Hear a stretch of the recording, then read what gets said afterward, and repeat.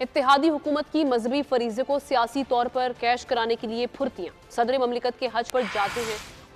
कौमी असम्बली से bill pass करा लिया गया। बिल कायम मकाम सदर सादिक संजरानी को भिजवा कर दस्तखत कराए जाएंगे। बिल के तहत नाअहली की ज्यादा से ज्यादा मुद्दत 5 साल है।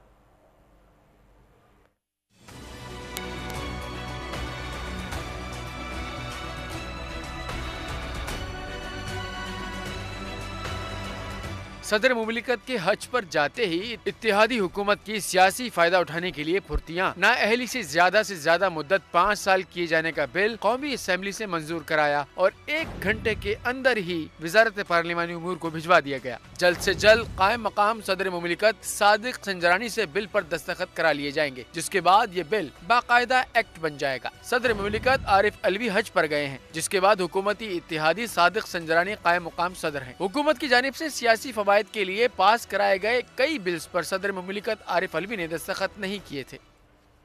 नवाज शरीफ की वतन वापसी का मामला, वजीर आजम ने कानूनी टीम तश्कील दे दी। कानूनी